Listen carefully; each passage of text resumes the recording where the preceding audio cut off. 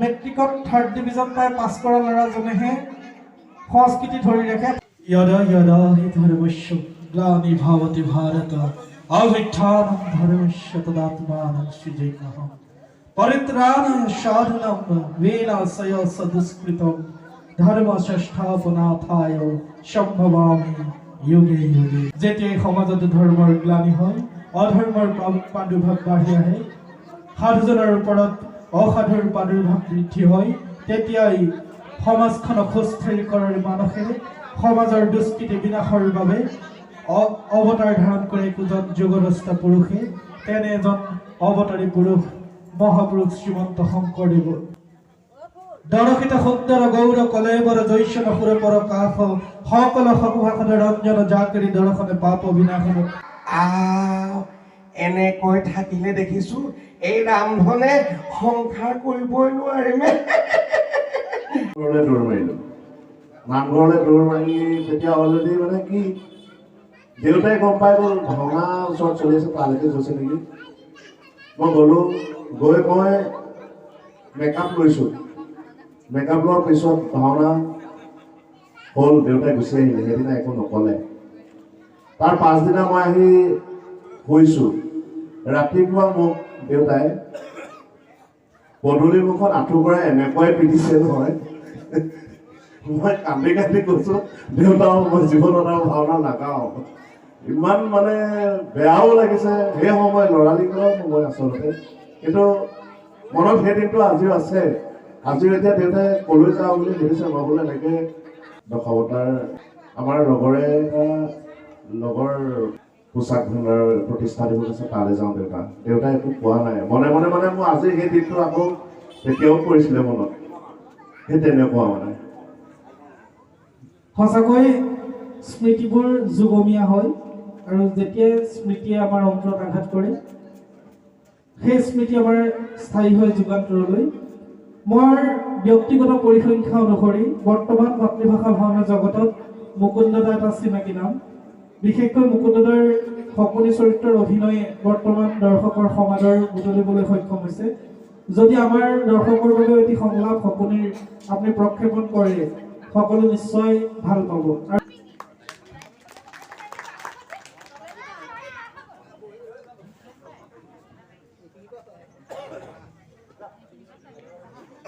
ভাওনা বুলি ক'লে ভালেই লাগে আৰু বিশেষকৈ মোৰ অতি মৰমৰ চৰিত্ৰটি শকুনি। মই তাৰে এটি সংলাপ ক'বলৈ আগবাঢ়িছোঁ।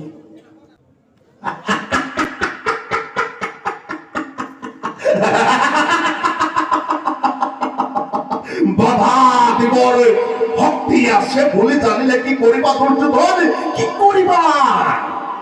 চকুৰ আগতে দেখিছা ভীষ্ম গৈছে, দ্ৰোণ গৈছে, কৰ্ণ পলাইছে, আকৌ কৈছা বাধা দিবৰ শক্তি নাই, বাধা দিবৰ শক্তি নাই। অন্ধ উন্মাদ, এতিয়াও বিশ্বাস আছে পাণ্ডৱক ধ্বংস কৰিম, এতিয়াও বিশ্বাস আছে কুৰুক্ষেত্ৰত কৌৰৱৰ বিজয় পতাকা উৰাম। প্ৰলাপ প্ৰলাপ প্ৰলাপ, তেজৰ পিৰণি থাকে মানে দুৰ্যোধন এই প্ৰলাপ থাকিব। যিদিনা তেজ চেঁচা পৰিব, গোট মাৰিব, টনটনে হিৰকুচ খাই বীৰ ভগনৰ ঠোঁটৰ আগত ওলমি পৰিব, সেইদিনা প্ৰলাপ। এই উন্মাদনা ক'ত থাকিব দুৰ্যোধন, ক'ত থাকিব?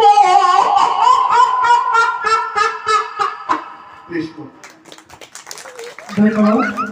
সঁচাকৈ আপোনাৰ কণ্ঠ শলাগ ল'বলগীয়া। অকণমান অনুষ্ঠানটোৰ পৰা ফালৰি যাব খুজিছোঁ। আমাৰ এই অনুষ্ঠানটো সংবাদ মাধ্যমত সম্প্ৰচাৰিত কৰিবৰ বাবে আমাৰ মাজত আহি উপস্থিত হৈছেহি আমাৰ সকলোৰে শ্ৰদ্ধাৰ ককাইদেউ অভিজিত নাথ। উদযাপন সমিতিয়ে তেখেতক অকণমান মৰম যাচিব বিচাৰিছে। আমি অভিজিত নাথ ককাইদেউ অকণমান মঞ্চলৈ আহিবলৈ অনুৰোধ জনাইছোঁ। এই আমাৰ অভিজিত নাথ ককাইদেউ তেখেতক এখনি ফুল গামোচাৰে সম্বৰ্ধনা জনাবলৈ আমাৰ দাদু ভৰালীক অনুৰোধ জনাইছোঁ।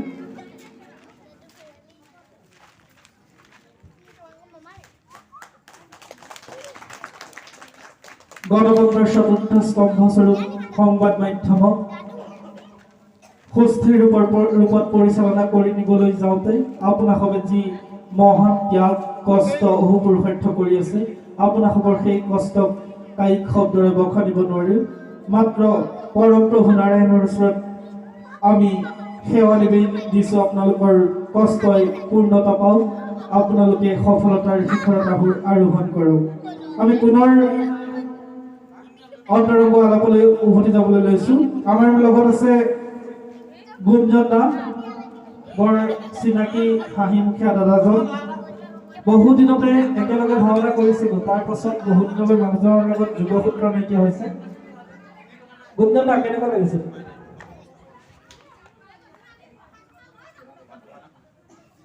অতিশয় সুখী অনুভৱ কৰিছোঁ। এনেকুৱা এটা অনুষ্ঠানত উপস্থিত থাকিবলৈ পাই নিজকে যথেষ্ট সুখী অনুভৱ কৰিছোঁ। আমাৰো ভাল লাগিছে আপোনাক আমাৰ মাজত আজি এনেকে পাই। বহুত ভাওনা কৰা দেখা নাই, কিয় কৰা নাই? ব্যক্তিগত কিবা কাৰণ নে আন কিবা? ভাওনা কৰি আছোঁ, কিন্তু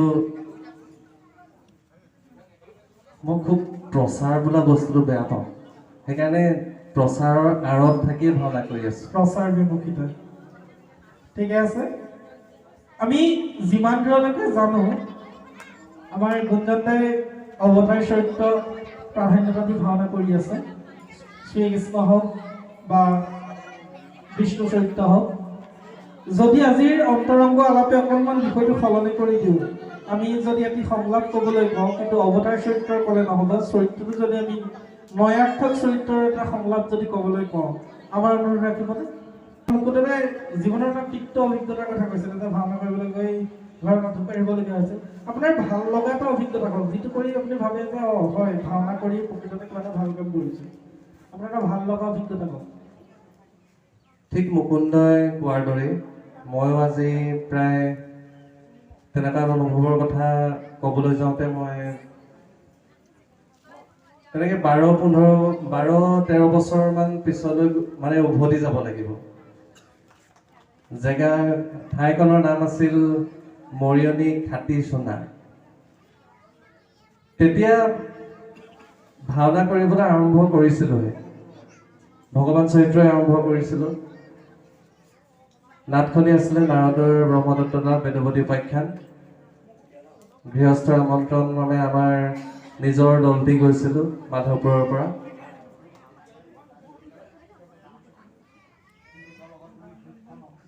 তেতিয়ালৈকে একো এটা বিশেষ আভাস নাছিলে যে ভাওনাটো ইমান জনসমাগম হ'ব পাৰে। সেইটো সময়ত ভাওনা কৰিবলৈ গ'লো, নিৰ্দিষ্ট সময়ত পালোঁ। তাত পাই চুঘৰত ৰূপসজ্জা সাজ সজ্জা সকলো কৰি সাজু হ'লোঁ। সাজু হৈ নিৰ্দিষ্ট সময়ত যেতিয়া মোৰ প্ৰৱেশৰ সময় আহিল, প্ৰৱেশ কৰিবলৈ ঠিক চুঘৰ ইয়াত দিছে, নামঘৰ ভাগে বাটচৰাৰ ওচৰত, মানে অকণমান বাটটো পকাই যাব লাগে। সেই চুঘৰৰ পৰা নামঘৰলৈ মই আগবাঢ়ি যাওঁতে সেইকণ বাট আধা ঘণ্টা ওপৰত লাগিছে। মানুহে মানে ভগৱানক কি বুলি ভাবিলে নাজানো, গোটেই ৰাস্তাটোতে গোটেই বাটটোতে সকলোৱে ভৰি ধৰি সেৱা কৰি মই মানে মানুহৰ হেৰি কৰি যাওঁতে আধা ঘণ্টা ওপৰত লাগিছে। সেইদিনা ভাৱ হৈছিলে যে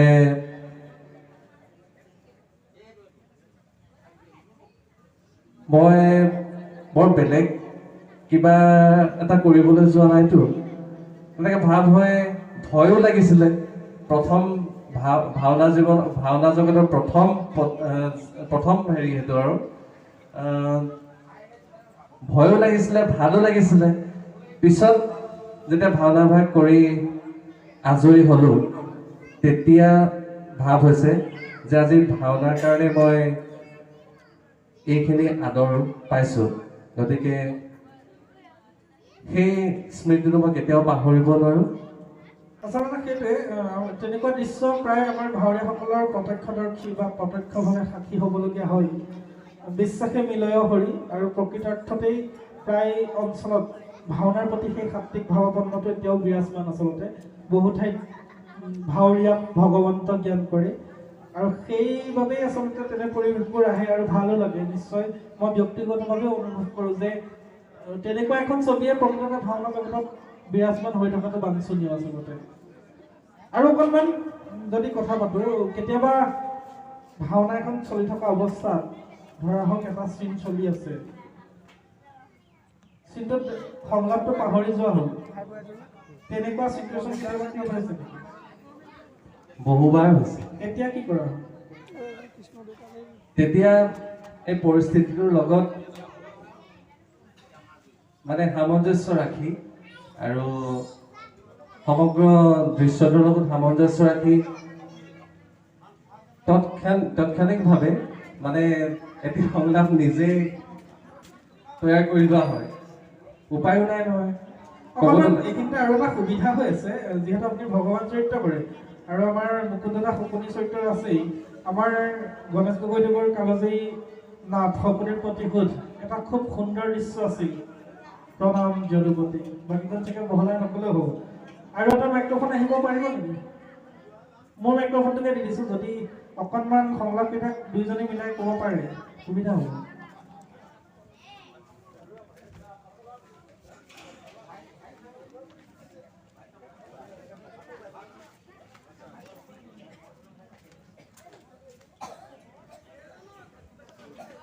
ঠিক আছে বহিবহে কওঁ কুৰুক্ষেত্ৰ ৰণৰ সামৰণি পৰি আহিছে বাকী অকল দুৰ্যোধনক কিবা এটা কৰিব পাৰিলেই আমাৰ কৰ্তব্য শেষ হ'ব শৈল্য আৰু শকুনি সিহঁতৰ বাবে বিশেষ চিন্তা হ'ব নালাগিব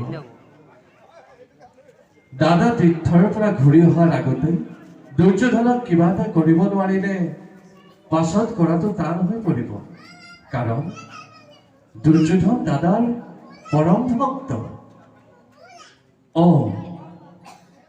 নহয় সকলোকো লগে লগে আঁতৰাব লাগিব নহ'লে হয়তো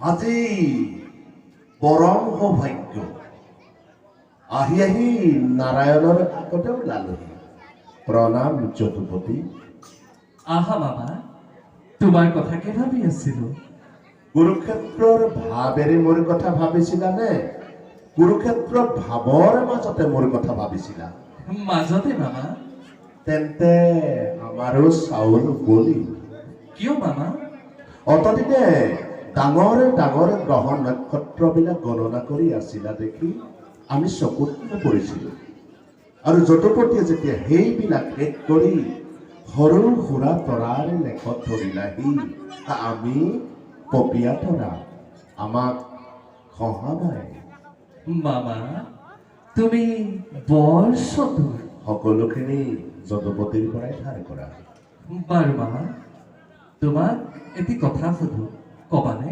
অন্তৰ্যামী নাৰায়ণে নকলেই জানিব কোৱাচোন মামা এই কুৰুক্ষেত্ৰ সময়ত তুমি কাৰ পৰাজয় হ'লে ভাল পোৱা পৰাজয় হবলৈ আৰু বাকী নাই জনাৰ্দন এতিয়া ভাল পাইছো নে বেয়া পাইছো যদুপতিয়ে জানেই তুমি নিষ্ঠুৰ আৰু তুমি মই মোৰ কৰ্তব্য কৰিছো তেনেহলে মোৰ কৰ্তব্যৰ কোনখিনিত ক্ৰুটি ৰল দয়াময় ভাগিন ভাগিন বুলি মুখৰ অমৃতেৰে ফুলাই অন্তৰৰ চিৰ সঞ্চিত হাৰাহল বিষ পোৱাতকৈ সন্মুখ সমৰত অসি ধাৰণ কৰি শত্ৰুতা আচৰণ কৰাটো অনেক গুণে শ্ৰেয় মামা। যদুপতি, ক্ৰোধান্ধ মানুহ মই, মোৰে প্ৰতাৰণা মোৰে প্ৰবঞ্চনা ক্ষমাৰ অযোগ্য বুলি জানো দয়াময়, কিন্তু পূৰ্ণ ব্ৰহ্ম ভগৱন্তৰ কপট নিদ্ৰাতকৈও মোৰে আচৰণ বেছি দুখনীয়নে? ভুল কৰিছা মামা। সদায় ভুল কৰি কৰি ভুলতেই অভ্যস্ত হৈছো।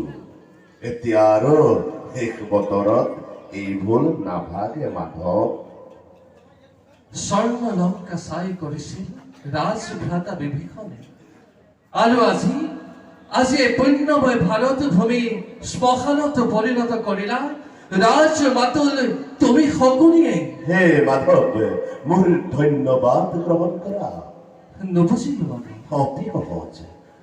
পৰ পদহেমি শকুনি, দুৰ্যোধনৰে অন্নৰে পালিত দৰিদ্ৰ শকুনি, প্ৰবঞ্চক প্ৰতাৰক ৰাজদ্ৰোহী শকুনিৰ মূৰৰ ওপৰতে ভাৰত যুদ্ধৰে সকলো দুখ সকলো কলংক জাপি দি অগতিৰ গতি ত্ৰিজগতৰ প্ৰতি নাৰায়ণে যেতিয়া দুখৰ হাত আনিব বিচাৰিছে, সেই শকুনি সামান্য শকুনি নহয়। এই শকুনিৰ জীৱন ধন্য আৰু জনম ধন্য। আৰু এই জনমৰ গৰাকী তুমি যদুপতি। মোৰ ধন্যবাদ গ্ৰহণ কৰা। মামা, তোমাৰ উদ্দেশ্য আৰু মোৰ উদ্দেশ্য একে নহয়। তোমাৰ উদ্দেশ্য প্ৰতিশোধ, ধ্বংস, আৰু মই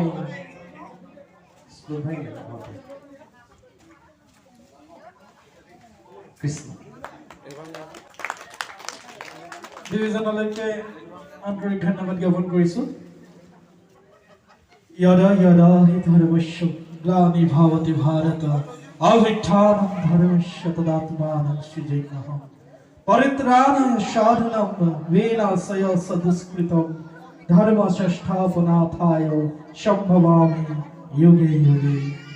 যেতিয়াই সমাজত ধৰ্মৰ গ্লানি হয়, অধৰ্মৰ প্ৰাদুৰ্ভাৱ বাঢ়ি আহে, সাধুজনৰ ওপৰত অসাধুৰ প্ৰাদুৰ্ভাৱ বৃদ্ধি হয়, তেতিয়াই সমাজখনক সুস্থিৰ কৰাৰ মানসেৰে সমাজৰ দুষ্কৃতি বিনাশৰ বাবে অৱতাৰ ধাৰণ কৰে একোজন যোগদস্তা পুৰুষে।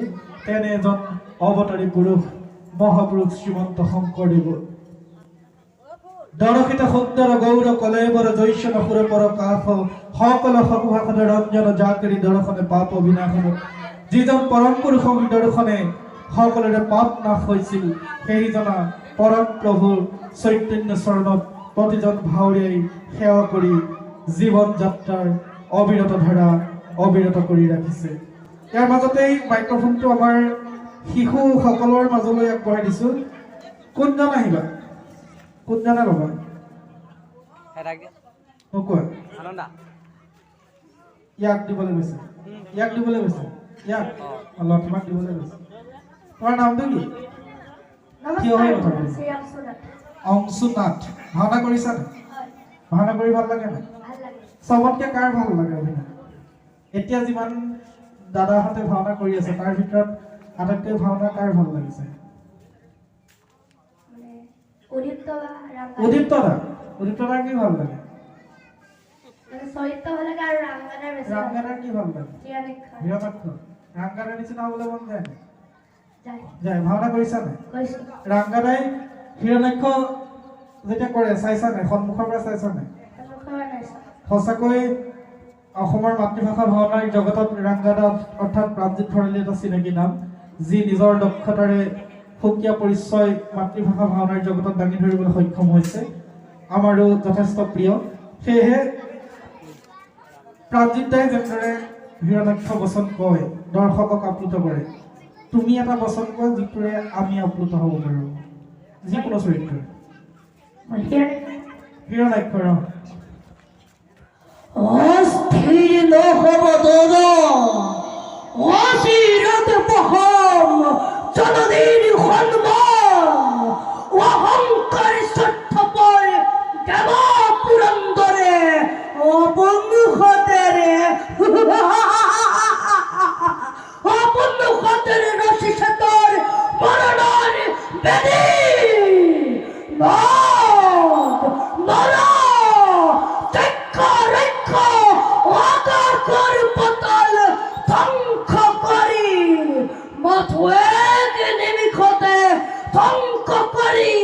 স্বৰ্গ বৈদ্যক বিকাল বিশ্বৰ নতুন সৃষ্টিৰ মই মেলিম পাতনি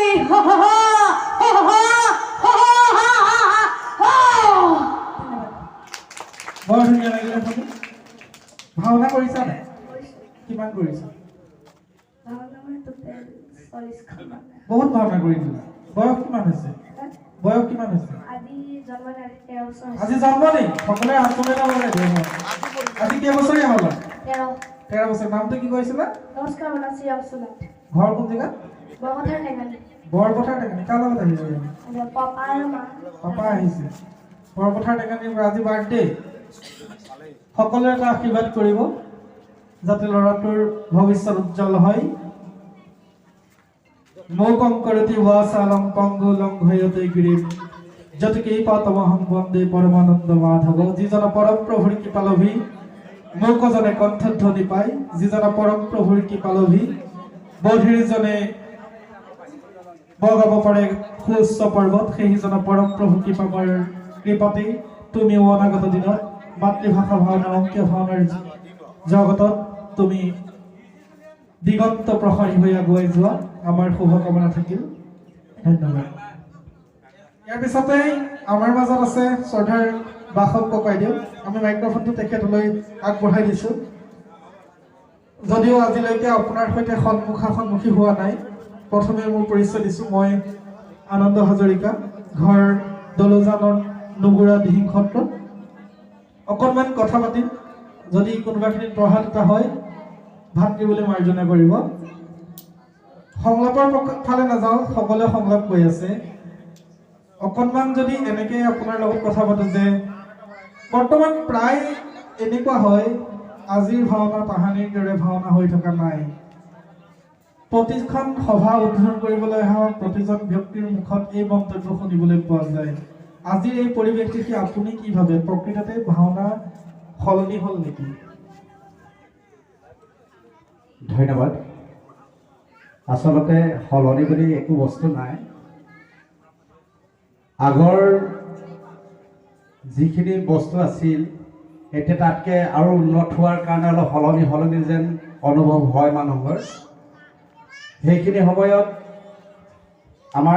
মই যি সময়ত মানে ভাওনা কৰিছিলোঁ আমিতো আমাৰ তাত ভোটাৰ চিষ্টেম আছিলে মানে চাৰিফালে 4টা ভোটাৰ লগাই দিছিলে আৰু তেনেকৈ ভাওনা কৰিছিলোঁ আৰু ড্ৰেছো তেনেকুৱা সেইখিনি সময়ত কলিকটীয়া ড্ৰেছটো মানে দামী ড্ৰেছ আছিলে কলিকটীয়া ড্ৰেছ পিন্ধিছে এনেকুৱা মানে কথা আহিছিলে তাৰ মাজত যিখিনি ধৰক ড্ৰেছ আছিলে সেইখিনিতো পিন্ধিছিলেই তাৰ মাজত কোনোবা এজনে যেতিয়া কলিকটীয়া ড্ৰেছ পিন্ধিছে বুলি কৈ পিনে দামী ড্ৰেছ পিন্ধিছে আৰু তো এতিয়াতো সকলো ড্ৰেছবিলাক প্ৰায় ধুনীয়াই সকলোৱে হৈ গ'ল গতিকে পৰিৱৰ্তন তেনেকুৱা মই নেদেখোঁ কোনোৱে কয় যদি মই সেইটোৰ ওপৰত মই নকওঁ যে এতিয়া আগতকৈ এতিয়া বেয়া হ'ল বা ভাল হ'ল এইবিলাকক লৈ নকওঁ কাৰণ এইবিলাকে এটাৰ মানে সমালোচনাৰ নিচিনা হৈ পৰে তো কথা হ'ল কি এতিয়া মই এটা ক'ব বিচাৰিছোঁ যে এতিয়া যিসকল শিল্পী বহু কষ্ট কৰি তেওঁলোকে নিজৰ লগতে সমাজত গুৰুজনাই থৈ যোৱা অৱদানটোৰ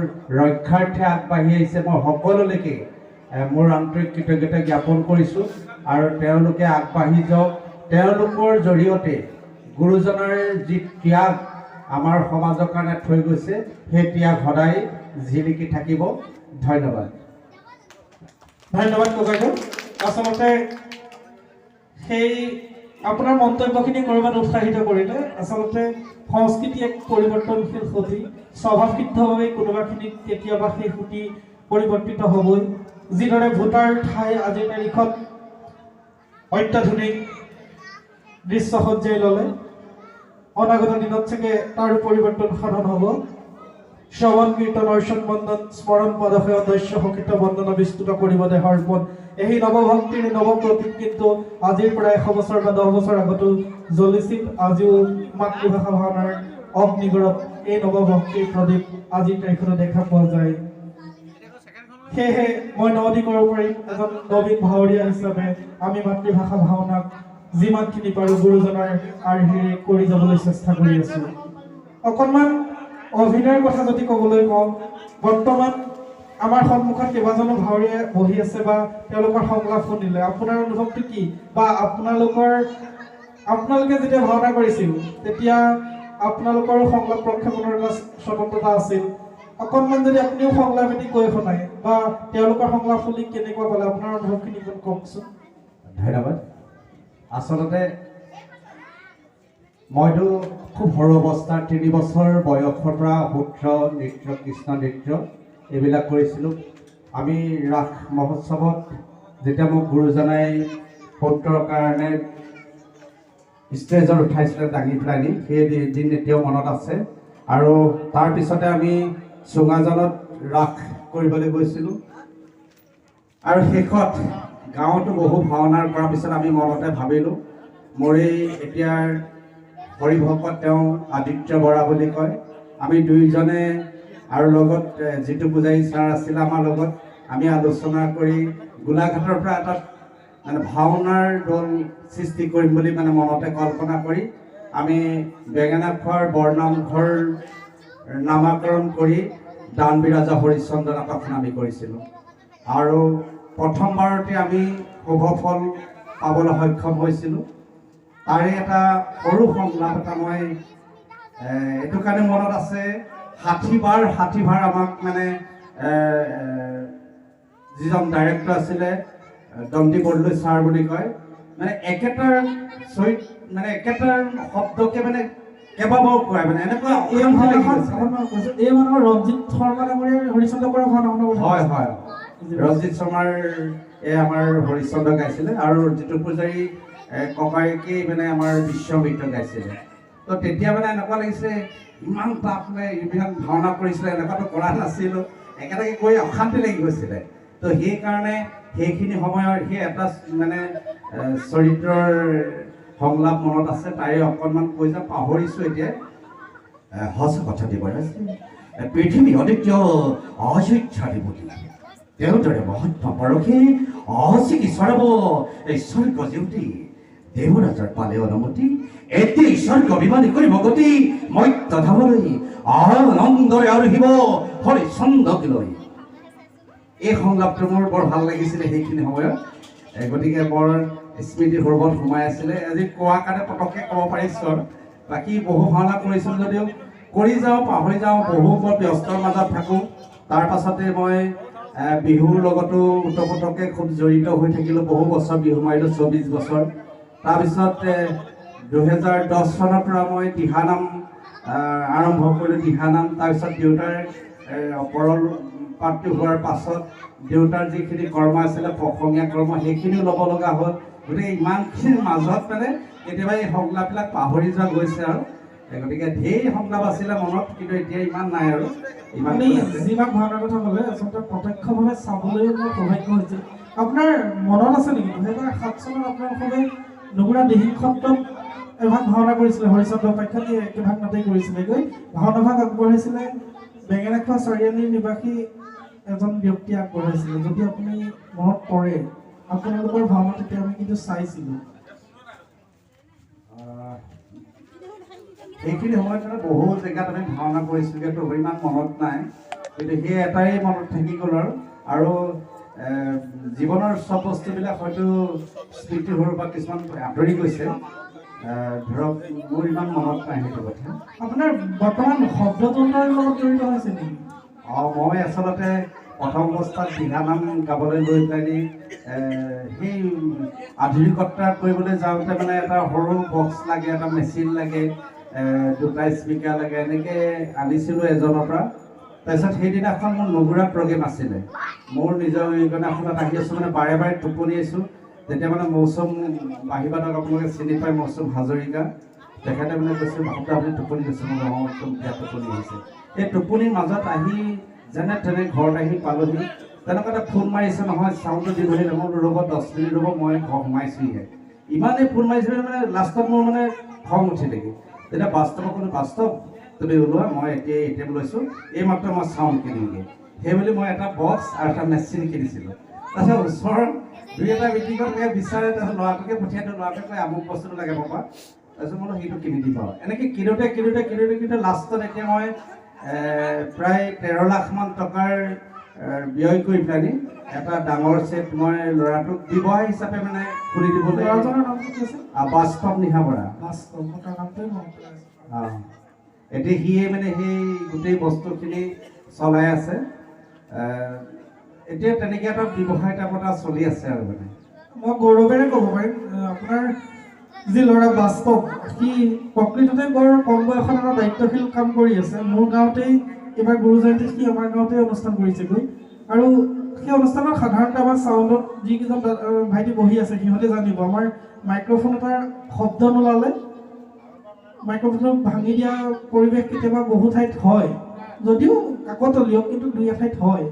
আৰু সেই তেনেকুৱা এটা চিটুৱেশ্যনে আমাৰ গাঁৱত হৈছিল। আচলতে মাইক্ৰফোনটো ভাঙি দিয়া নাই, কিবা গালি গালাজ কৰিছিল শব্দ যন্ত্ৰটো বেয়া হোৱাৰ কাৰণে। আৰু সেই কথাখিনি সি সহ্য কৰিছে, সি দোষী সাব্যস্ত কৰি সহ্য কৰিছে ৰাতিপুৱা 3:30 বজাত, অথচ সি 2টা ৰাতি শোৱা নাই। কাৰণ তেতিয়া মই তাৰ লগত চিনাকি হৈছিল, তোমাৰ ঘৰ ক'ত কি কথা। আৰু ল'ৰাটোৰ সেই অমায়িক ব্যৱহাৰখিনি আচলতে পিতৃৰ পৰা পাইছে বুলি আজি অন্ততঃ বুজি পাইছোঁ। আৰু আমি এই ঠাইৰ পৰাই আশীৰ্বাদ কৰিছোঁ যাতে তাৰ ভৱিষ্যত উজ্জ্বল হওক। এটা হাত চাপৰি আমাৰ বাসত যাব দিব। ধন্যবাদ, আপোনাক আসনত উপবিষ্ট হ'বলৈ জনাইছোঁ। শেহতীয়াকৈ আমাৰ মাজত দুজনমান ব্যক্তি আহি উপস্থিত হৈছেহি। আমি তেখেতসকলকো পৰিচয় দি দাঙি ধৰিবলৈ অনুৰোধ জনাইছোঁ আৰু আমাৰ অনুষ্ঠানলৈ স্বাগতম জনাইছোঁ। নমস্কাৰ, মোৰ নাম অভিষেক তামুলী, মই স্নাতলীৰ নিবাসী। নিমন্ত্ৰণ দিয়ালৈ মই আহিছোঁ। আমাৰ বৰভোলাৰ প্ৰতিযোগিতাৰ শ্ৰেষ্ঠ হাস্যৰসিক বঁটাপ্ৰাপ্ত ব্যক্তিজন নহয় জানো? ক্ষমা কৰিব, তিতাবৰ চৰিত্ৰটো আছিল খৰিগতি, পাণ্ডুৰ মৃগয়া যাত্ৰা, নহয় জানো? এখন নতুন নাট আপোনালোকে লৈ আছে, বৰ্তমান কৰি আছে। আমাৰো সহপাঠী দুজন মানে কোটাত অভিনয় কৰি আছে। যেতিয়া ভাওনা এখন কৰি পেলাই এটা পুৰস্কাৰ পায়, শ্ৰেষ্ঠ হাস্যৰসিক বঁটা এটা যেতিয়া পায় বা পাইছিলে, অনুভৱখিনি কেনেকুৱা হৈছিল? অনুভৱ বুলি ক'বলৈ গ'লে প্ৰথমবাৰ কৰিছিলোঁ, কম্পিটিশ্যন কৰিবলৈ গ'লে প্ৰথম কৰিছিলোঁ। অনুভৱ বহুত সুন্দৰেই, বহুতখিনি প্ৰত্যাখ্যানৰ মাজত সেইবোৰ বঁটাটো পাবলৈ সক্ষম হৈছিলোঁ। আচলতে বৰ্তমান মাতৃভাষা ভাওনাৰ প্ৰতিযোগিতাত যথেষ্ট চূড়ান্ত পৰ্যায়ত কঠিন বুলি ক'ব পাৰি, কাৰণ প্ৰতিজনৰ ইমান সূক্ষ্মভাৱে অভিনয়বোৰ কৰিবলৈ ল'লে, য'ত এটা পুৰস্কাৰ পোৱাটো ইমান সহজসাধ্য কথা নহয়। আৰু আপুনি তাৰ মাজৰ পৰা এটা পুৰস্কাৰ নিজলৈ বুলি টানি আনিছে। এটা সংলাপ যদি ক'ব লাগিব চৰিত্ৰটিৰ, আমাৰ দৰ্শকে আমোদ পোৱাকৈ।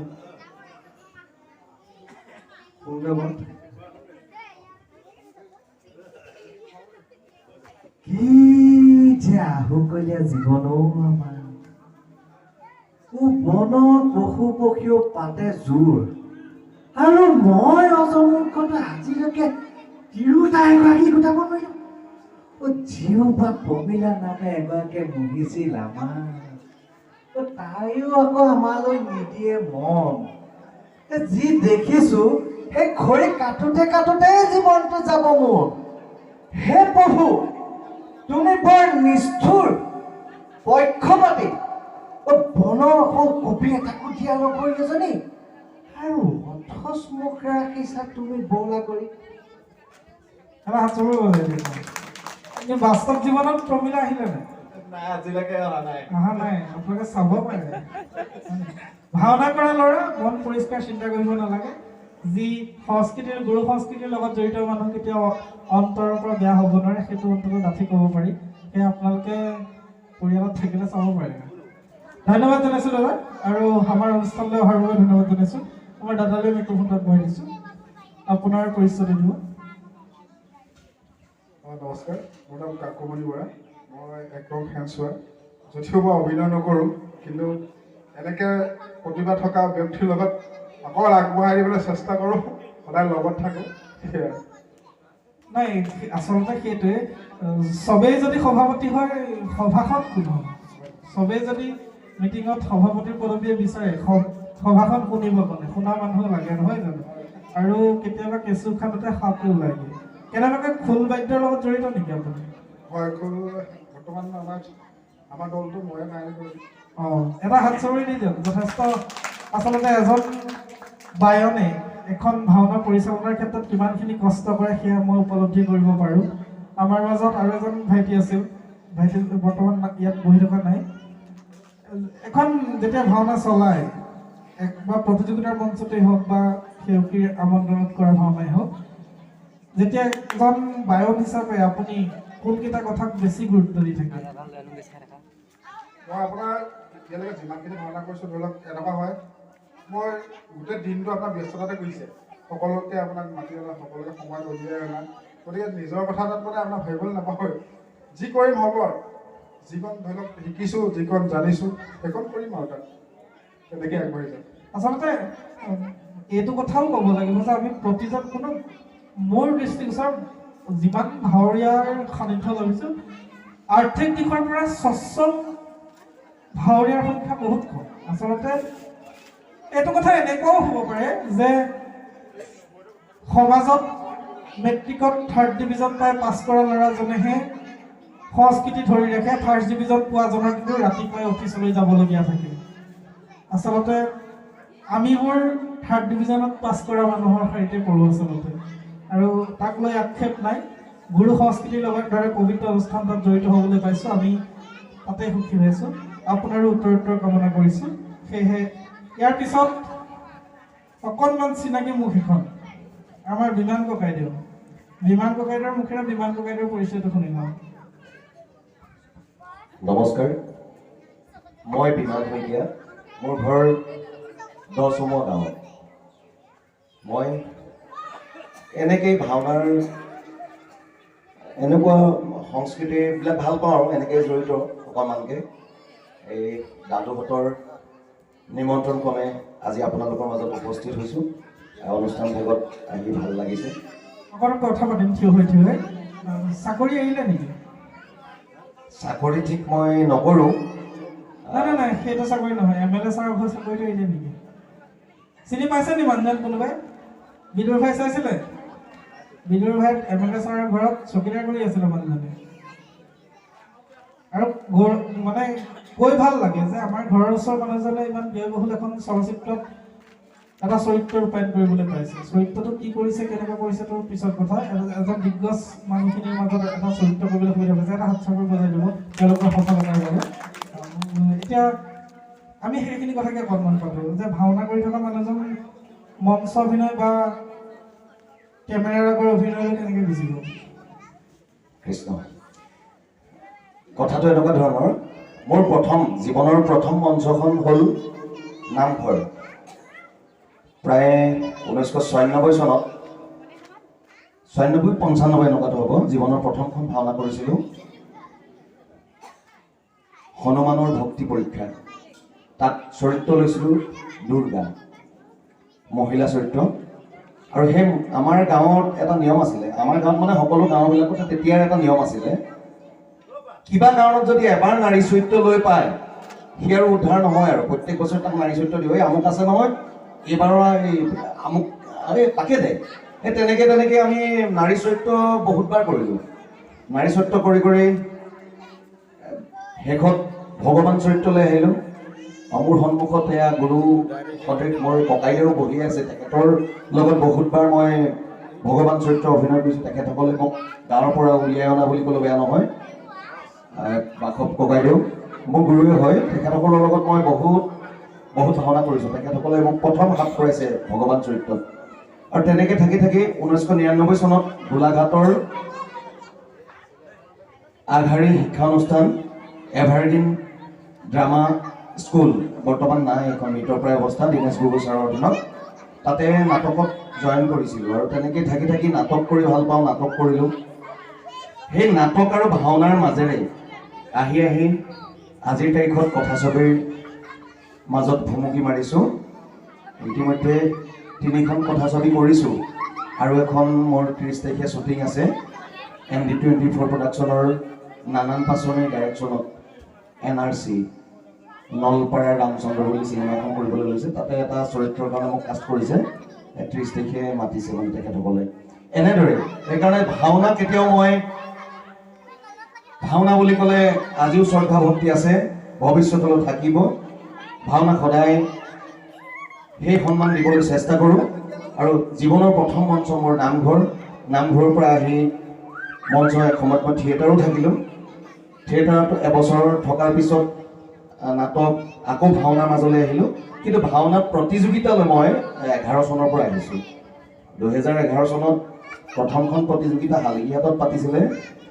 তাত মোৰ দুৰ্ভাগ্য, আখৰা কৰি মই শেষ মুহূৰ্তত কিবা এটা শাৰীৰিক হেৰিত আহিব নোৱাৰিলোঁ।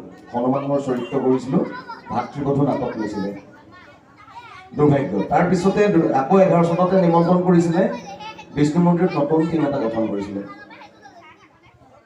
নময়ন্তী নহয়, কচ দেৱযানী আখ্যান কৰিছিলে। তাৰ পৰা প্ৰতিযোগিতালৈ আহিছোঁ। বৰ বিশেষ প্ৰতিযোগিতা কৰা নাই। বৰ্তমান ভাওনাৰ লগত খুব কম জড়িত, মানে স্বাস্থ্যও বহিছে, টোপনি ক্ষতি কৰিবলৈ এৰিছোঁ। মাজে মাজে যাওঁ, ভাওনা ভাল পাওঁ। আজি খুব ব্যস্ততাৰ মাজত কেইবাবাৰো ফোন কৰিছে, মোৰ বেয়াই লাগিছে। 12 বজাত মিটিংখন আছে, মই আহি 1:30মান বজাতে 2টা বাজু হ'ল। মই ইমান দেৰিকৈ আহিছোঁ বুলি মই হেৰি হ'ব পৰা নাই।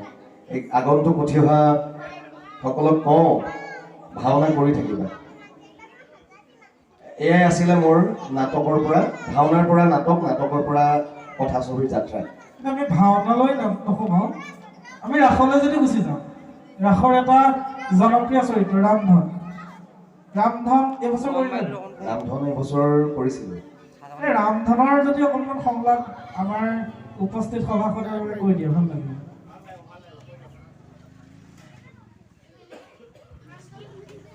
ঐ ইফালে বোলে ৰামধন, সিফালে বোলে ৰামধন,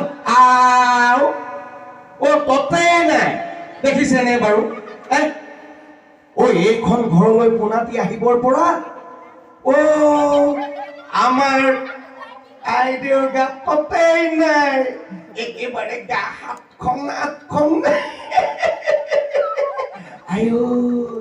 আমাৰ যেনিবা আইদেউৱে ল'ৰা পোৱা নাই, গোপৰ ৰজাইহে ল'ৰা পাইছে। আগতে বুজিছে, আইদেউৱে ইমান মৰমেৰে মাতে, কুলি নিচিনাকৈ মাতে, ৰামধন ক'ত আছ, ৰামধন এইফালে আহ। পোনাটো হবৰ পৰা আইদেউৱে মোক দেখিবকে নোৱাৰা হ'ল নহয়, একেবাৰে কাউৰী নিচিনা মাত, ৰামধন যা, ৰামধন এইফালে আহ। এনেকৈ থাকিলে দেখিছো এই ৰামধনে সংসাৰ কৰিবই নোৱাৰিমে। ধন্যবাদ। ধন্যবাদ থাকিল আমাৰ সকলোকে আপ্লুত। ইয়াৰ মাজতেই মাইক্ৰফোনটো আমাৰ শিশুসকলৰ মাজলৈ আগবঢ়াই দিছোঁ। তোমাক দিবলৈ গৈছে। তোমাৰ নামটো কি? অংশুনাথ। ভাওনা কৰিছা নে? ভাওনা কৰি ভাল লাগে নাই? চবতকে কাৰ ভাল লাগে অভিনয়? এতিয়া যিমান দাদাহঁতে ভাওনা কৰি আছে তাৰ ভিতৰত আটাইতকৈ ভাওনা কাৰ ভাল লাগিছে? উদিপ্ত দাৰ কি ভাল লাগে? ৰামগানৰ কি ভাল লাগে? হিৰণ্যাক্ষ। ৰামগানৰ নিচিনা হ'বলৈ মন যায় নে? যায়। ভাওনা কৰিছা নে? ৰামগানাই হিৰণ্যাক্ষ যেতিয়া কৰে চাইছা নে? সন্মুখৰ পৰা চাইছা নে? সঁচাকৈ অসমৰ মাতৃভাষা ভাওনাৰ জগতত ৰাংগাদা অৰ্থাৎ প্ৰাণজিৎ ভৰালী এটা চিনাকি নাম, যি নিজৰ দক্ষতাৰে সুকীয়া পৰিচয় মাতৃভাষা ভাওনাৰ জগতত দাঙি ধৰিবলৈ সক্ষম হৈছে, আমাৰো যথেষ্ট প্ৰিয়।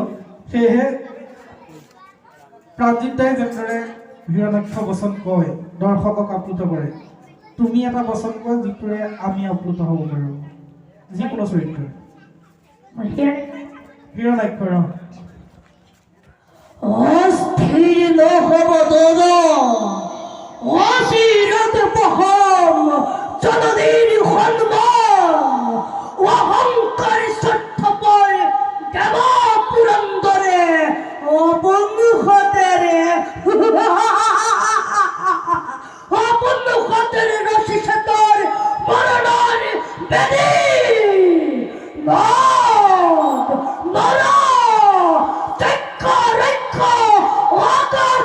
পতল ধ্বংস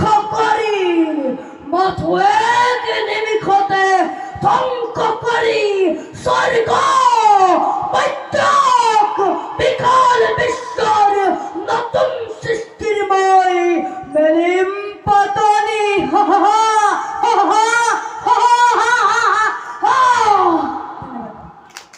বৰ ধুনীয়া লাগিলে আপুনি ভাওনা কৰিছা নাই কিমান কৰিছা বহুত ভাওনা কৰিছা বয়স কিমান হৈছে আজি জন্ম নেই সকলোৱে হাত তুলি ল'ব লাগে আজি কেইবছৰীয়া হ'লা 13 বছৰ নামটো কি কৈছিলা ঘৰ কোন জেগাত বৰপথাৰ টেঙানী কাৰ লগত আহিছে পাপা আহিছে বৰপথাৰ টেঙানীৰ পৰা আজি বাৰ্থডে সকলোৱে এটা আশীৰ্বাদ কৰিব যাতে ল'ৰাটোৰ ভৱিষ্যত উজ্জ্বল হয় মৌকং কৰতি ৱাসালং পংগুলং ভয়তে গিৰিম যতকেই পাতমহং বন্দে পৰমানন্দ মাধৱ যিজন পৰম প্ৰভুৰ কৃপালভী মৌকজনে কণ্ঠধ্বনি পায় যিজন পৰম প্ৰভুৰ কৃপালভী বধিৰজনে বগাব পাৰে সুউচ্চ পৰ্বত সেইজন পৰম প্ৰভু কৃপাতেই তুমিও অনাগত দিনত মাতৃভাষা ভাওনা অংকীয় ভাওনাৰ জগতত তুমি দিগন্ত প্ৰসাৰী হৈ আগুৱাই যোৱা আমাৰ শুভকামনা থাকিল ধন্যবাদ ইয়াৰ পিছতে আমাৰ মাজত আছে শ্ৰদ্ধাৰ বাসৱ ককাইদেউ আমি মাইক্ৰফোনটো তেখেতলৈ আগবঢ়াই দিছোঁ যদিও আজিলৈকে আপোনাৰ সৈতে সন্মুখী হোৱা নাই প্ৰথমে মোৰ পৰিচয় দিছোঁ মই আনন্দ হাজৰিকা ঘৰ দলজানৰ নুগুৰা দিহিং সত্ৰত অকণমান কথা পাতিম যদি কোনোবাখিনিত প্ৰভাৱ এটা হয় ভাতৃ বুলি মাৰ্জনা কৰিব সংলাপৰ ফালে নাযাওঁ সকলোৱে সংলাপ কৈ আছে অকণমান যদি এনেকৈ আপোনাৰ লগত কথা পাতোঁ যে বৰ্তমান প্ৰায় এনেকুৱা হয় আজিৰ ভাওনা তাহানিৰ দৰে ভাওনা হৈ থকা নাই প্ৰতিখন সভা উদ্বোধন কৰিবলৈ অহা প্ৰতিজন ব্যক্তিৰ মুখত এই মন্তব্য শুনিবলৈ পোৱা যায় আজিৰ এই পৰিৱেশ দেখি আপুনি কি ভাবে প্ৰকৃততে ভাওনা সলনি হ'ল নেকি ধন্যবাদ আচলতে সলনি বুলি একো বস্তু নাই আগৰ যিখিনি বস্তু আছিল এতিয়া তাতকৈ আৰু উন্নত হোৱাৰ কাৰণে অলপ সলনি যেন অনুভৱ হয় মানুহৰ সেইখিনি সময়ত মই যি সময়ত মানে ভাওনা কৰিছিলোঁ আমিতো আমাৰ তাত ভোটাৰ চিষ্টেম আছিলে মানে চাৰিফালে 4টা ভোটাৰ লগাই দিছিলে আৰু তেনেকৈ ভাওনা কৰিছিলোঁ আৰু ড্ৰেছটো তেনেকুৱা সেইখিনি সময়ত কলিকটীয়া ড্ৰেছটো মানে দামী ড্ৰেছ আছিলে কলিকটীয়া ড্ৰেছ পিন্ধিছে এনেকুৱা মানে কথা আহিছিলে তাৰ মাজত যিখিনি ধৰক ড্ৰেছ আছিলে সেইখিনিতো পিন্ধিছিলেই তাৰ মাজত কোনোবা এজনে যেতিয়া কলিকটীয়া ড্ৰেছ পিন্ধিছে বুলি কৈ পিনে দামী ড্ৰেছ পিন্ধিছে আৰু তো এতিয়াতো সকলো ড্ৰেছবিলাক প্ৰায় ধুনীয়াই সকলোৱে হৈ গ'ল গতিকে পৰিৱৰ্তন তেনেকুৱা মই নেদেখোঁ কোনোৱে কয় যদি মই সেইটোৰ ওপৰত মই নকওঁ যে এতিয়া আগতকৈ এতিয়া বেয়া হ'ল বা ভাল হ'ল এইবিলাকক লৈ নকওঁ কাৰণ এইবিলাকে এটাৰ মানে সমালোচনাৰ নিচিনা হৈ পৰে তো কথা হ'ল কি এতিয়া মই এটা ক'ব বিচাৰিছোঁ যে এতিয়া যিসকল শিল্পী বহু কষ্ট কৰি তেওঁলোকে নিজৰ লগতে সমাজত গুৰুজনাই থৈ যোৱা অৱদানটোৰ ৰক্ষাৰ্থে আগবাঢ়ি আহিছে মই সকলোলৈকে মোৰ আন্তৰিক কৃতজ্ঞতা জ্ঞাপন কৰিছোঁ আৰু তেওঁলোকে আগবাঢ়ি যাওক তেওঁলোকৰ জৰিয়তে গুৰুজনাৰ যি ত্যাগ আমাৰ সমাজৰ কাৰণে থৈ গৈছে সেই ত্যাগ সদায় জিলিকি থাকিব ধন্যবাদ ককাইদেউ আচলতে সেই আপোনাৰ মন্তব্যখিনি ক'ৰবাত উৎসাহিত কৰিলে আচলতে সংস্কৃতি এক পৰিৱৰ্তনশীল সুঁতি স্বভাৱসিদ্ধভাৱে কোনোবাখিনিত কেতিয়াবা সেই সুঁতি পৰিৱৰ্তিত হ'বই যিদৰে ভোটাৰ ঠাই আজিৰ তাৰিখত অত্যাধুনিক দৃশ্যসজ্জাই ল'লে অনাগত দিনত চাগে তাৰো পৰিৱৰ্তন সাধন হ'ব শ্ৰৱণ কীৰ্তন অৰ্চন বন্দন স্মৰণ পদশে অদস্য শকিত বন্দন বিস্তৃত কৰিব দেহৰ পদ এই নৱভক্তিৰ নৱপ্ৰতীক কিন্তু আজিৰ পৰা 100 বছৰ বা 10 বছৰ আগতো জ্বলিছিল আজিও মাতৃভাষা ভাওনাৰ অগ্নিগড়ত এই নৱভক্তিৰ প্ৰদীপ আজিৰ তাৰিখতো দেখা পোৱা যায় সেয়েহে মই নদী কৰিব পাৰিম এজন নবীন ভাৱৰীয়া হিচাপে আমি মাতৃভাষা ভাওনাক যিমানখিনি পাৰোঁ গুৰুজনাৰ আৰ্হিৰে কৰি যাবলৈ চেষ্টা কৰি আছোঁ অকণমান অভিনয়ৰ কথা যদি ক'বলৈ কওঁ বৰ্তমান আমাৰ সন্মুখত কেইবাজনো ভাৱৰীয়া বহি আছে বা তেওঁলোকৰ সংলাপ শুনিলে আপোনাৰ অনুভৱটো কি বা আপোনালোকে যেতিয়া ভাওনা কৰিছিল তেতিয়া আপোনালোকৰ সংলাপ প্ৰক্ষেপণৰ এটা স্বতন্ত্ৰতা আছিল অকণমান যদি আপুনিও সংলাপ এটি কৈ শুনায় বা তেওঁলোকৰ সংলাপ শুনি কেনেকুৱা পালে আপোনাৰ অনুভৱখিনি কওকচোন ধন্যবাদ আচলতে মইতো খুব সৰু অৱস্থাৰ 3 বছৰ বয়সৰ পৰা সূত্ৰ নৃত্য কৃষ্ণ নৃত্য এইবিলাক কৰিছিলোঁ আমি ৰাস মহোৎসৱত যেতিয়া মোক গুৰুজনাই সূত্ৰৰ কাৰণে ষ্টেজত উঠাইছিলে দাঙি পেলাই সেই দিন এতিয়াও মনত আছে আৰু তাৰপিছতে আমি চুঙাজানত ৰাস কৰিবলৈ গৈছিলোঁ আৰু শেষত গাঁৱতো বহু ভাওনাৰ কৰাৰ পিছত আমি মনতে ভাবিলোঁ মোৰ এই এতিয়াৰ হৰিভকত তেওঁ আদিত্য বৰা বুলি কয় আমি দুইজনে আৰু লগত যিটো পূজাৰী ছাৰ আছিলে আমাৰ লগত আমি আলোচনা কৰি গোলাঘাটৰ পৰা এটা মানে ভাওনাৰ দল সৃষ্টি কৰিম বুলি মানে মনতে কল্পনা কৰি আমি বেঙেনাখোৱাৰ বৰনামঘৰ নামাকৰণ কৰি দানবিৰাজা হৰিশ্চন্দ্ৰ নাটকখন আমি কৰিছিলোঁ আৰু প্ৰথমবাৰতে আমি শুভ ফল পাবলৈ সক্ষম হৈছিলোঁ তাৰে এটা সৰু সংলাপ এটা মই এইটো কাৰণে মনত আছে 60 বাৰ আমাক মানে যিজন ডাইৰেক্টৰ আছিলে দন্তি বৰদলৈ ছাৰ বুলি কয় মানে একেটাৰ শব্দকে মানে কেইবাবাৰো কয় মানে এনেকুৱা এই মানুহৰ ৰঞ্জিত শৰ্মা ডাঙৰীয়াৰ হৰিশ্চন্দ্ৰ কৰা ভাওনা হয় হয় ৰঞ্জিত শৰ্মাৰ আমাৰ হৰিশ্চন্দ্ৰ গাইছিলে আৰু যিটো পূজাৰী ককায়েকে মানে আমাৰ বিশ্বমিত্ৰ গাইছিলে তো তেতিয়া মানে এনেকুৱা লাগিছে ইমান তাপ এইবিলাক ভাওনা কৰিছিলে এনেকুৱাতো কৰা নাছিলোঁ একেটাকে কৈ অশান্তি লাগি গৈছিলে তো সেইকাৰণে সেইখিনি সময়ৰ সেই এটা মানে চৰিত্ৰৰ সংলাপ মনত আছে তাৰে অকণমান কৈ যাম পাহৰিছোঁ এতিয়া সঁচা কথা দিব পৃথিৱী অদ্বিতীয় অযোধ্যা দেৱতী তেওঁৰ দৰে মহাত্মা পৰশী অচিকিৎসৰব এই স্বৰ্গ জেউতি দেৱৰাজৰ পালে অনুমতি এটি স্বৰ্গ বিমানী কৰিব গতি মত্য ধামলৈ আনন্দৰে আৰোহিব হৰিশ্চন্দ্ৰক লৈ এই সংলাপটো মোৰ বৰ ভাল লাগিছিলে সেইখিনি সময়ত গতিকে বৰ স্মৃতি সৌৰভত সোমাই আছিলে আজি কোৱাৰ কাৰণে পটককৈ ক'ব পাৰিছোঁ আৰু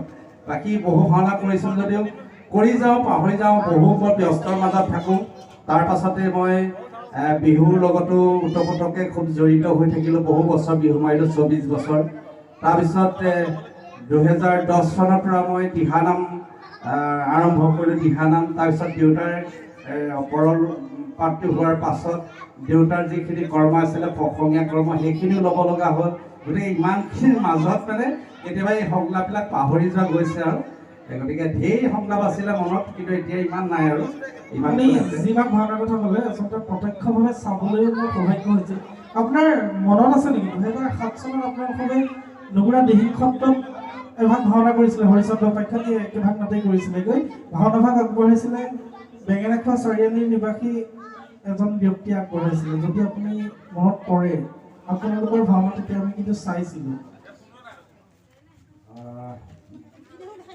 এইখিনি সময়ত মানে বহু জেগাত আমি ভাওনা কৰিছিলোঁ তো ইমান মনত নাই কিন্তু সেই এটাই মনত থাকি গ'ল আৰু জীৱনৰ চব বস্তুবিলাক হয়তো স্মৃতি সৰুৰ পৰা কিছুমান আঁতৰি গৈছে ধৰক মোৰ ইমান মনত নাই সেইটো কথা আপোনাৰ বৰ্তমান শব্দতন্ত্ৰৰ লগত জড়িত হৈছে নেকি মই আচলতে প্ৰথম অৱস্থাত দিহানাম গাবলৈ লৈ পেলাই সেই আধুনিকতা কৰিবলৈ যাওঁতে মানে এটা সৰু বক্স লাগে এটা মেচিন লাগে দুটা স্পীকাৰ লাগে এনেকৈ আনিছিলোঁ এজনৰ পৰা তাৰপিছত সেইদিনাখন মোৰ নগুৰা প্ৰগ্ৰেম আছিলে মোৰ নিজৰ এইখনত আহি আছোঁ মানে বাৰে বাৰে টোপনি আছোঁ যেতিয়া মানে মৌচুম বাহিবাদক আপোনালোকে চিনি পায় মৌচুম হাজৰিকা তেখেতে মানে কৈছে ভাবতে আপুনি টোপনি গৈছে মই বিয়া টোপনি আহিছে এই টোপনিৰ মাজত আহি যেনে তেনে ঘৰত আহি পালোহি তেনেকুৱা এটা ফোন মাৰিছে নহয় চাউণ্ডটো দিবহি মোৰ ৰ'ব 10 মিনিট ৰ'ব মই ঘৰ সোমাইছোঁহিহে ইমানেই ফোন মাৰিছিলোঁ মানে লাষ্টত মোৰ মানে খং উঠিলেগৈ তেতিয়া বাস্তৱ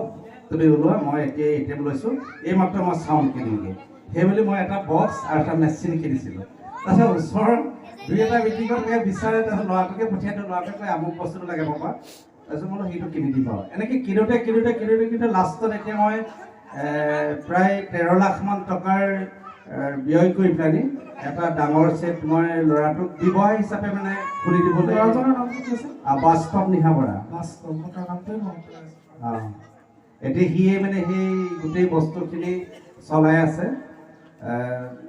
এতিয়া তেনেকৈ এটা ব্যৱসায় টাইপ এটা চলি আছে আৰু মানে মই গৌৰৱেৰে ক'ব পাৰিম আপোনাৰ যি ল'ৰা বাস্তৱ, সি প্ৰকৃততে বৰ কম বয়সত এটা দায়িত্বশীল কাম কৰি আছে। শেহতীয়াকৈ আমাৰ মাজত দুজনমান ব্যক্তি আহি উপস্থিত হৈছেহি। আমি তেখেতসকলকো পৰিচয়টো দাঙি ধৰিবলৈ অনুৰোধ জনাইছোঁ আৰু আমাৰ অনুষ্ঠানলৈ স্বাগতম জনাইছোঁ। নমস্কাৰ, মোৰ নাম অভিষেক তামুলী। মই স্নাতলীৰ নিবাসী। নিমন্ত্ৰণ দিয়ালৈ মই আহিছোঁ। আমাৰ বৰভোলা প্ৰতিযোগিতাৰ শ্ৰেষ্ঠ হাস্যৰসিক বঁটাপ্ৰাপ্ত ব্যক্তিজন নহয় জানো? ক্ষমা কৰিব, তিতাবৰ চৰিত্ৰটো আছিল খৰিগতি, পাণ্ডুৰ মৃগয়া যাত্ৰা নহয় জানো? এখন নতুন নাট আপোনালোকে লৈ আছে, বৰ্তমান কৰি আছে। আমাৰো সহপাঠী দুজন মানে তাত অভিনয় কৰি আছে। যেতিয়া ভাওনা এখন কৰি পেলাই এটা পুৰস্কাৰ পায়, শ্ৰেষ্ঠ হাস্যৰসিক বঁটা এটা যেতিয়া পায় বা পাইছিলে, অনুভৱখিনি কেনেকুৱা হৈছিল? অনুভৱ বুলি ক'বলৈ গ'লে প্ৰথমবাৰ কৰিছিলোঁ, কম্পিটিশ্যন কৰিবলৈ গ'লে প্ৰথম কৰিছিলোঁ। অনুভৱ বহুত সুন্দৰেই। বহুতখিনি প্ৰত্যাখ্যানৰ মাজত সেইবোৰ বঁটাটো পাবলৈ সক্ষম হৈছিলোঁ। আচলতে বৰ্তমান মাতৃভাষা ভাওনাৰ প্ৰতিযোগিতাত যথেষ্ট চূড়ান্ত পৰ্যায়ত বুলি ক'ব পাৰি, কাৰণ প্ৰতিজনৰ ইমান সূক্ষ্মভাৱে অভিনয়বোৰ কৰিবলৈ ল'লে, য'ত এটা পুৰস্কাৰ পোৱাটো ইমান সহজসাধ্য কথা নহয়। আৰু আপুনি তাৰ মাজৰ পৰা এটা পুৰস্কাৰ নিজলৈ বুলি টানি আনিছে। এটা সংলাপ যদি ক'বলৈ কওঁ চৰিত্ৰটোৱে, আমাৰ দৰ্শকে আমোদ পোৱাকৈ।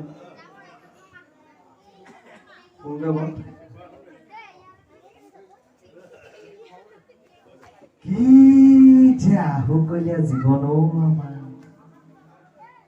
বনত পশু পক্ষীও পাতে জোৰ, আৰু মই অজমূৰ্খটো আজিলৈকে তিৰোতা এগৰাকী গোটাব নোৱাৰিলোঁ। জিউবা প্ৰমীলা নামে এগৰাকীয়ে মুহিছিল আমাৰ।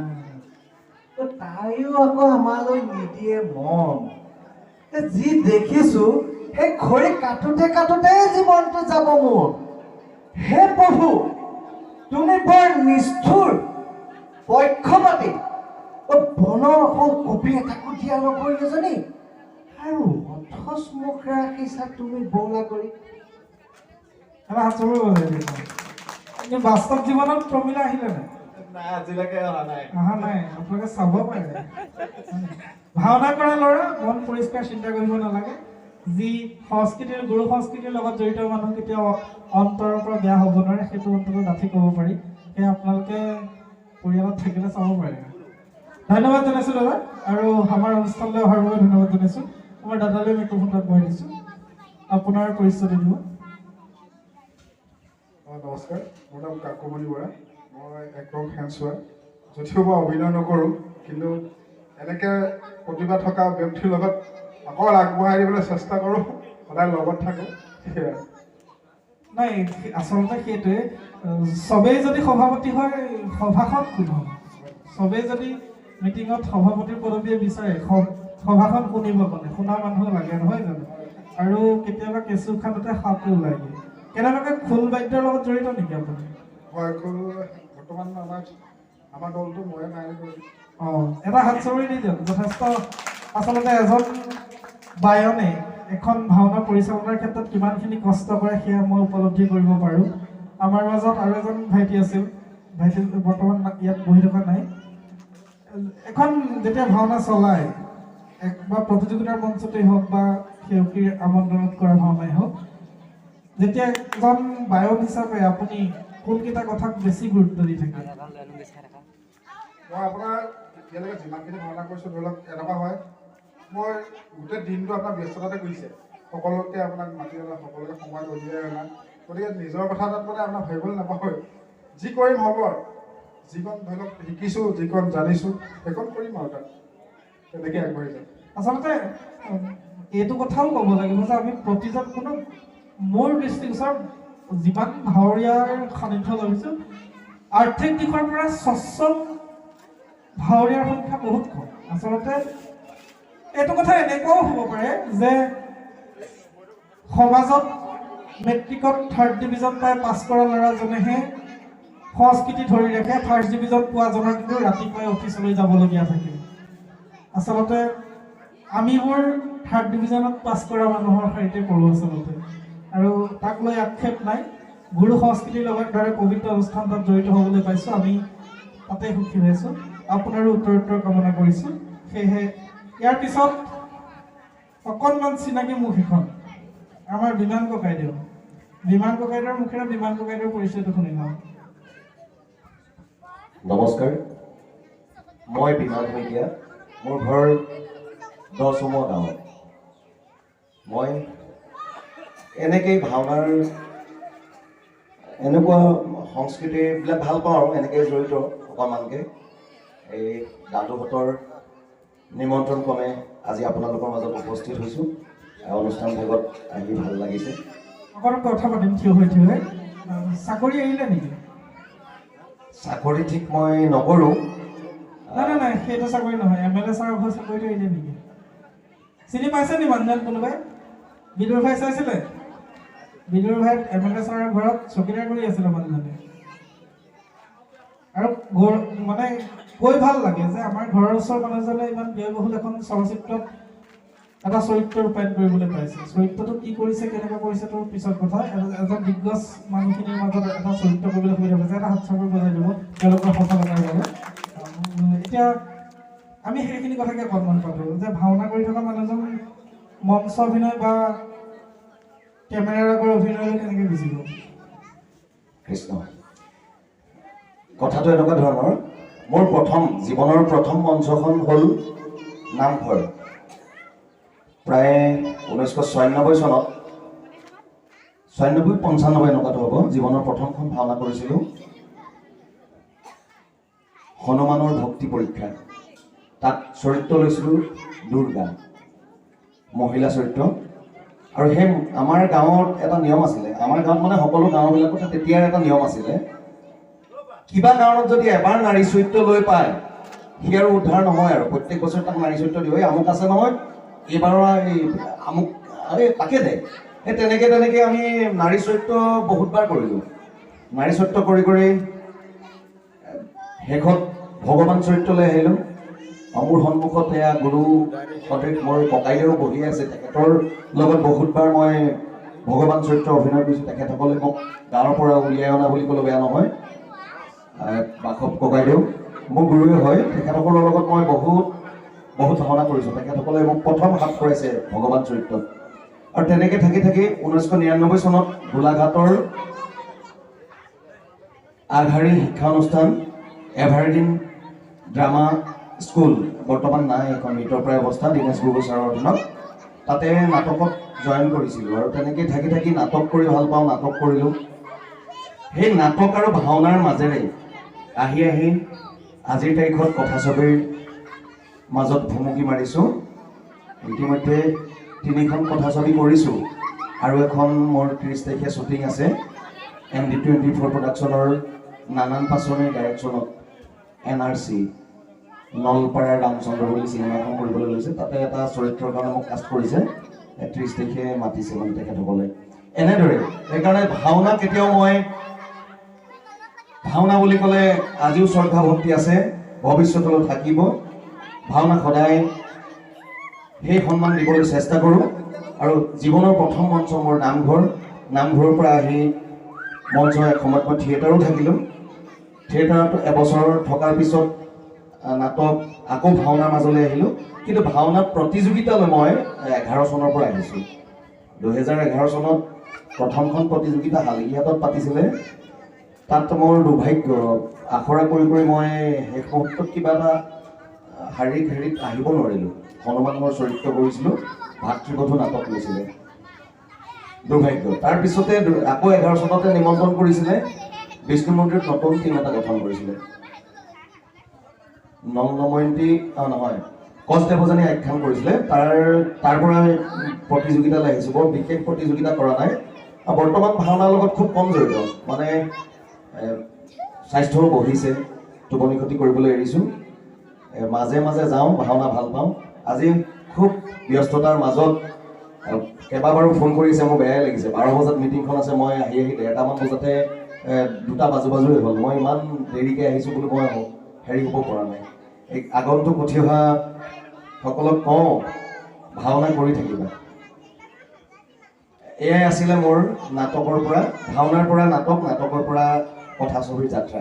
আমি ভাওনালৈ নোসোমাওঁ, আমি ৰাসলৈ যদি গুচি যাওঁ, ৰাসৰ এটা জনপ্ৰিয় চৰিত্ৰ ৰামধন। ৰামধন এইবছৰ কৰিলে, ৰামধন এইবছৰ কৰিছিলোঁ। ৰামধনৰ যদি অকণমান সংলাপ আমাৰ উপস্থিত সভাসদৰ বাবে কৈ দিয়ে ভাল লাগিব।